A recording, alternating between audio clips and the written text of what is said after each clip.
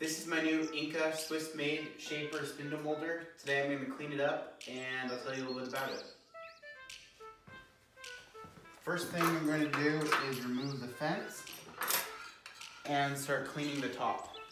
I put all my shop chemicals in these food grade bottles. I don't know what you call them. I ordered them on Amazon. It's like $12 for 8 of them.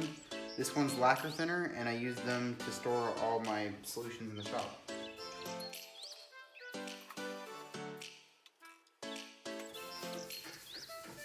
This is actually an aluminum top on the shaper. I think it's meant for more site work.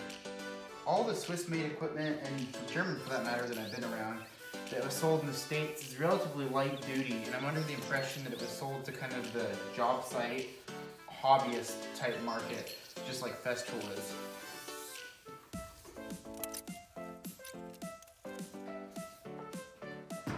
Let's get that out of the way.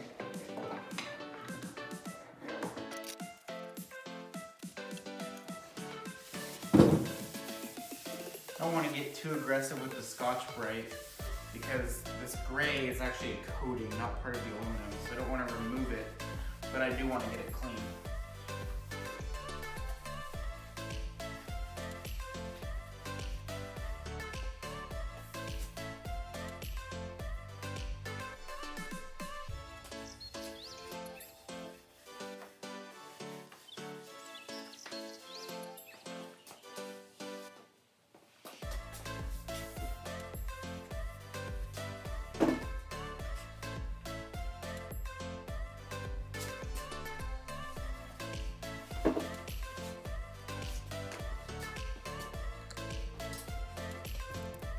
Next, I'm going to remove this big shaper cutter that came with it.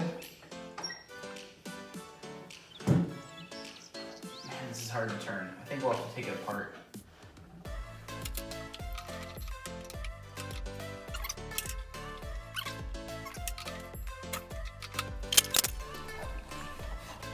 That will need some oil, I think. Definitely some oil.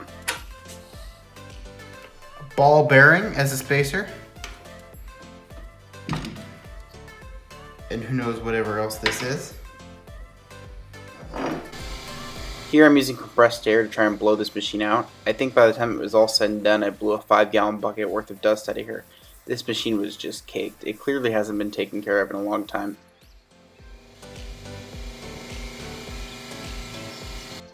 Here I am trying to work the spindle up and down. It is really stiff. I don't know whether that's part of the design or whether this teeny little 3-inch hand wheel just makes it seem difficult to turn.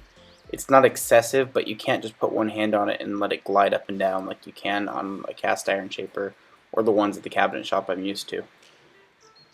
I don't want to take this machine apart because it's quite complicated on the inside and there's a lot of tolerances that I don't understand how to realign.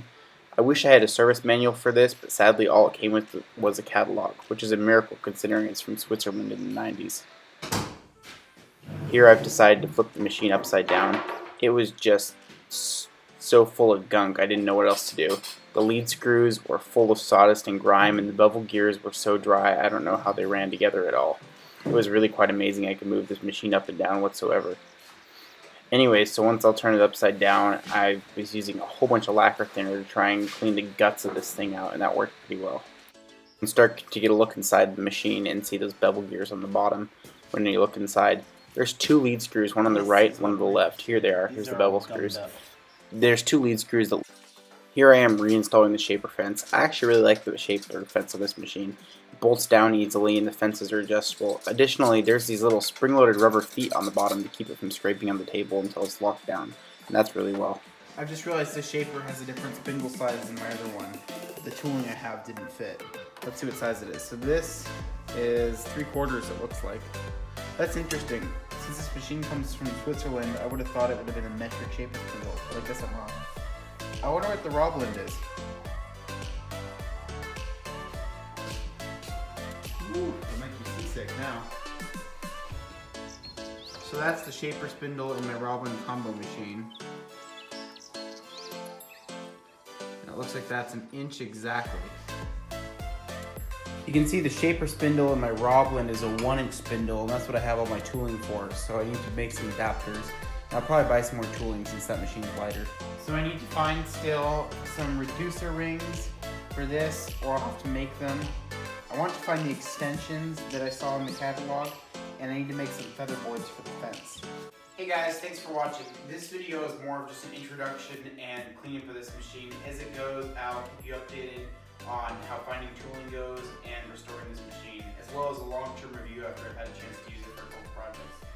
Anyways, please like, subscribe, and follow for more.